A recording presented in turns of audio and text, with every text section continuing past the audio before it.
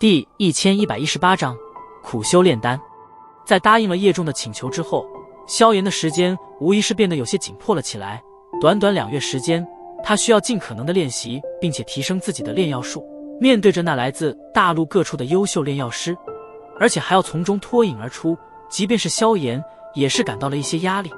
这种比试与寻常战斗完全不同，这是另外一个领域的较量，而这种较量的困难程度可比平日施展着斗气一头猛冲要严苛的许多。毕竟炼丹这东西靠的不是一鼓作气，而是需要心平气和，对药鼎之内的一切都是把握到一个极为精准的地步。而至于提升炼药术，换作另外一个说法，那便是烧钱，或者说烧药材。不管一个炼药师的天赋再如何杰出，实践练习方才是最为重要。而要练习炼丹，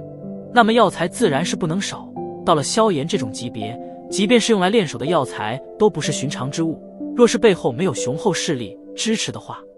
还真是会有些显得相形见拙。不过所幸如今的叶家虽说没落，但多年来的收藏倒是相当丰富，而他们此次也的确是真正的准备将所有的希望都是放在萧炎的身上，因此对于他的各种需求皆是尽可能的将之满足。那些珍稀药材也是在叶仲的吩咐下源源不断的运放至萧炎那里。这种时候若是在小家子气，叶家怕是就得真的完蛋而来。而有了叶家那倾尽家族之力的支持，萧炎也是省去了自己四处寻找药材的麻烦。他唯一所需要做的便是炼制丹药，不管炼制是成功还是失败，至少也是能够取到一些经验。这种经验方才是属于炼药师独自的宝藏。伴随着这种经验的逐渐累积，迟早有一日会彻底的喷发，带来质变的效果。放眼大陆的那些宗师级别的炼药师，没有一人是属于纸上谈兵者，他们无一不是拥有着常人难及的丰富经验。炼药界天赋固然重要，但经验也是必不可少的一项。这些年来，萧炎时间再紧迫，也是未曾停下过炼丹，并且由于药老所留下的丰富药方，也是给他铺下了一条顺坦之路。这样一来，令得他比寻常炼药师在同时间内走得更远。当然，萧炎自然也明白，他的起步虽然不低，但放眼大陆，有这条件的优秀炼药师肯定不会只有他一人，甚至还有一些的起步比他还要高上许多。想要在大会上超过这些人，那必然不会是轻松之事。所以接下来的2月时间，他必须得付出巨大的辛苦，将所有心神都是投注于炼丹之上。宽敞的密室之内，炽热的高温弥漫而开，令得密室就犹如一个烤箱般热气腾腾。寻常人在这里面若是待上10几分钟，恐怕便是得呼吸困难地逃出去。密室通体皆是使用一种赤红色的岩石铸建而成，这种岩石名为浆岩，取自火山之内，不仅坚硬，而且还有着特殊的保温之效，专门用来建造一些炼丹室，效果极为的不错。密室之内没有半点的缝隙，看上去就犹如是直接从一块极为庞大的浆岩掏空一般。此刻的密室之内堆放着不少的玉香，隐隐间有着浓郁的药材香味从中飘散而出，然后再经过周围的高温一蒸发，味道更是变得浓了许多。在密室正中央有着一方石台，石台上一道削瘦身影盘腿而坐，其面前半空处悬浮着一座赤红药鼎，药鼎之内碧绿火焰熊熊燃烧，而那种高温则正是从药鼎之内弥漫而出。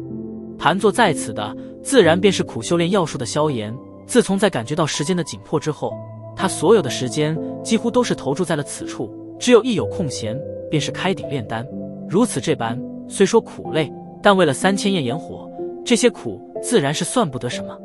药鼎之内碧绿火焰熊熊升腾，在火焰燃烧间，隐隐还能看见一枚丹药雏形，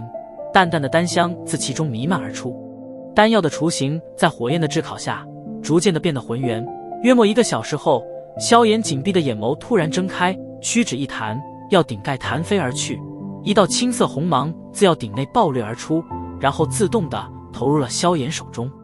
落进萧炎手中的是一枚仅有拇指大小的浑圆丹药。别看这丹药体积小，但若是放在外面去拍卖，也定然会引起不少的眼馋目光。丹药名为顺气丹，是一种消耗类型的丹药，品阶算是勉强达到7品低级，其作用是能够在极短的时间内恢复一些斗气，而且即便是斗宗强者服用都是效果不菲。若是在与人对战到双方皆是斗气枯竭时，服用这么一枚丹药，那恢复的一些斗气，说不定便是能够逆转局面，因此一些实力不菲的强者身上大多都会备上一点。不过这种丹药造价挺昂贵，没点家底的强者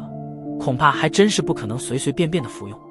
要知道这顺气丹即便是以前的萧炎都是未曾备过，一是其等级不低，二是所需的药材繁琐而珍贵，哪能当豆子般的服用。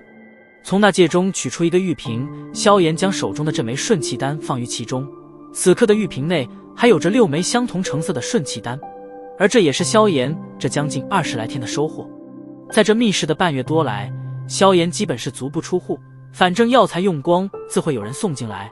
而他的所有的心神则是全部用来炼丹。在他这般废寝忘食下，收获自然也是不小，一些在7品低级层次的丹药被他炼制成功了不少，甚至连7品中级的丹药都是成功了一次。而经过这般近乎疯狂般的炼丹，萧炎倒是能够清楚地感觉到自己的炼药术略有增长。当然，萧炎的炼丹天赋即便是药老都是无可否认，药老离开之前，萧炎顶多只能够炼制5品丹药，但如今的他经过自己的努力，却是已能炼制7品丹药。这之中虽然不乏萧炎的努力，但天赋也是至关重要之事。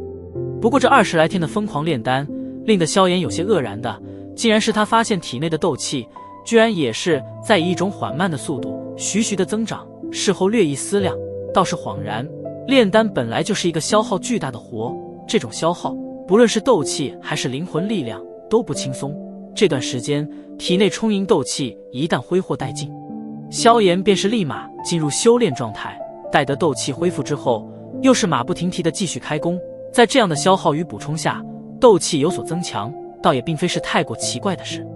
盘坐在石台上，萧炎略微回复了一下斗气，方才长长的吐了一口气，低声自语道：以我如今的炼药术，炼制7品低级丹药成功率已相当不错，至于7品中级丹药的话，倒是略低一些，不过也还能过得起，自然比起一些寻常7品炼药师要好许多。但这还不够啊！想要从丹会这种级别的炼药师大会上脱颖而出，并且挤进前10，光凭着7品中级的丹药，明显困难重重。按照萧炎预料，至少也得有炼制7品高级丹药的把握，挤入前10的把握，方才能够有点保障。7品高级，手掌缓缓紧握，萧炎眼中掠过一抹狠色。7品高级而已，他还不信自己会搞不定。心中闪过这道狠念头，萧炎手掌一抓，将一个装满药材的玉箱吸扯而过，手掌一挥，其内的诸多药材顿时悬浮而起，浓郁的药香扑鼻而来。